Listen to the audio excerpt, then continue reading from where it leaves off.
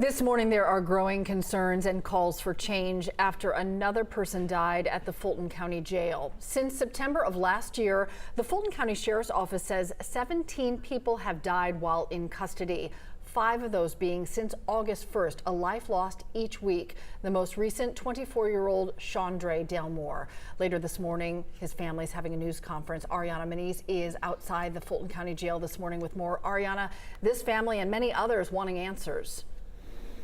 That's right, Cheryl. And this 24-year-old's family, they're wondering, how did this young man die in custody? And Fulton County commissioners, they're wondering how to fix the problems plaguing the Rice Street Jail. It's happened again. Another inmate dying in custody at the Fulton County Jail.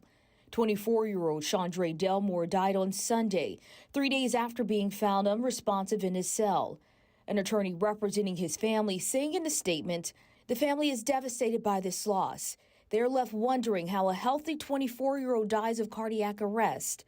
We are committed to doing whatever is necessary to help his family get the answers they deserve so they can begin to grieve. Delmore was arrested on April 1st for burglary and obstruction of law enforcement charges and held on a $2,500 bond. His death continues an alarming trend at the Rice Street Jail.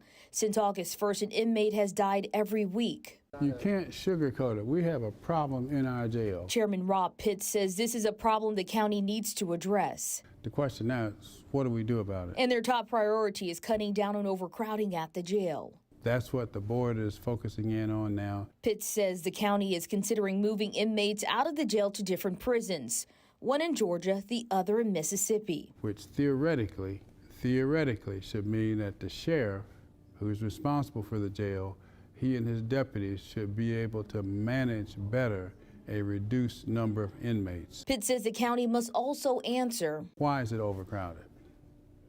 It's overcrowded because the district attorney is not indicting, the solicitor is not doing his job to the extent that he should, and the judges, Lord knows, they are not doing their job. Chairman Pitt says it's 100 to 1,000 inmates in custody who've been waiting months to even years to be indicted, while others have quickly been processed through the jail. And you turn on TV, here comes some, white-collar suits come down, and they go breeze in and out like it's nothing. Your loved one, local, just sitting there. People are getting pissed off, period.